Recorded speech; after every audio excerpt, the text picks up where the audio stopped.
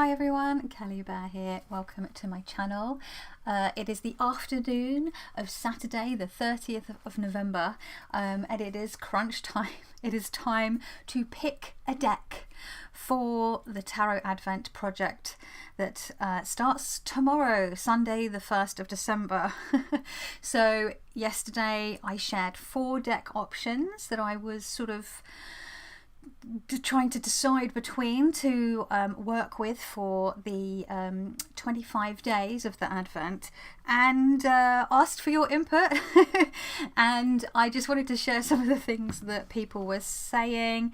So people were telling me which decks that they're going to be using and working with as before, but a lot of people were telling me that they think that you know, that the Tarot of the Crone should be the one that I pick.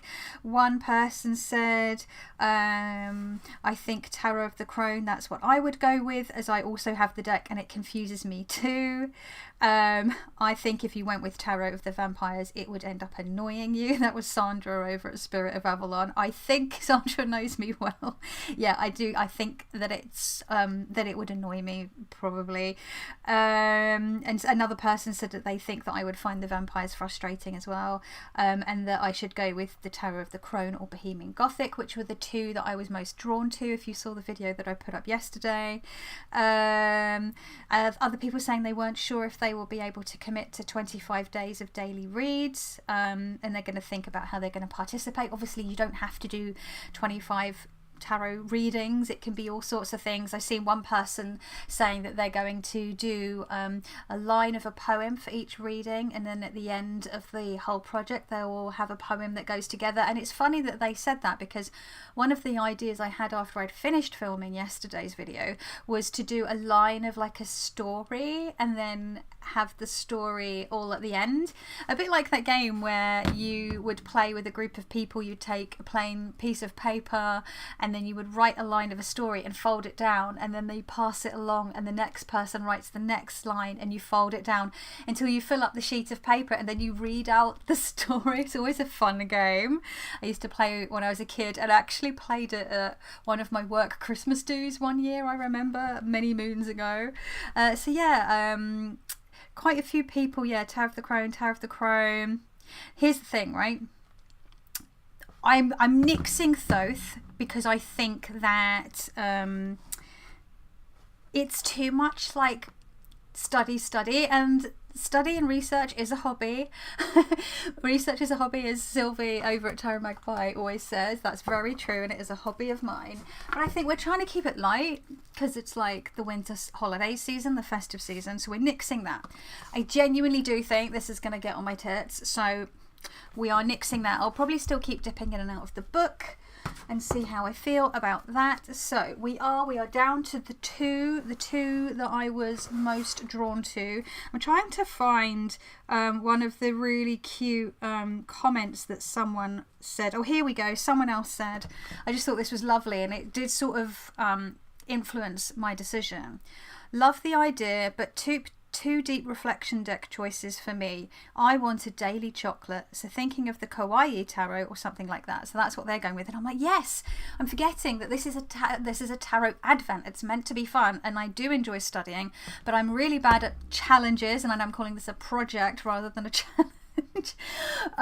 For that very reason. I'm like trying to like what's the word? Not reverse psychology, but like sort of play like psych myself out by using different terminology. But I was like, yeah, it's meant to be like a fun chocolatey little treat of a project.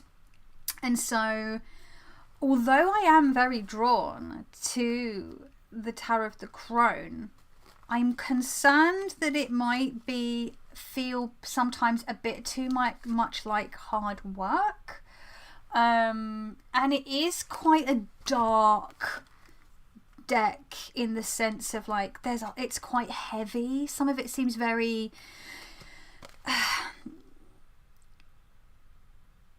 it's not an overly playful or like joyful deck. I know that sounds wrong. I don't know it well enough at all to really be saying that, but from what I'm seeing, there's quite a lot of, there's almost like a somberness to it. There's a dark, this is quite a joyful card for the star.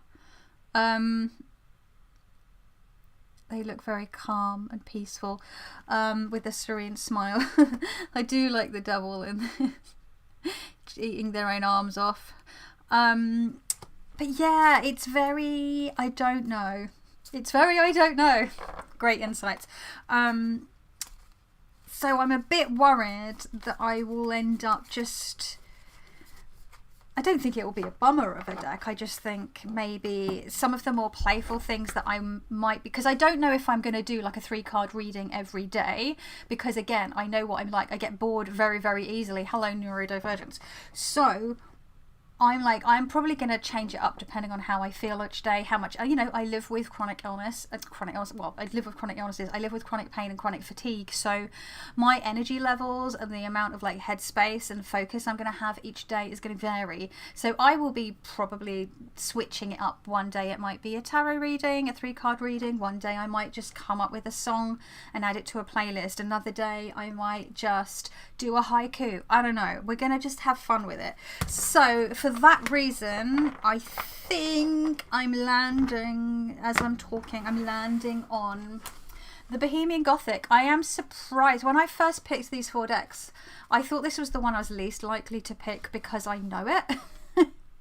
And I was like, yeah, I need to do like a deep study, or I need to like acquaint myself with the deck. But actually, I'm very excited about this. And I know it's more of, people think of it as a spooky season deck. But when you're spooky all year round like me, that doesn't really count. So I love the look at the eyeballs on Death's face.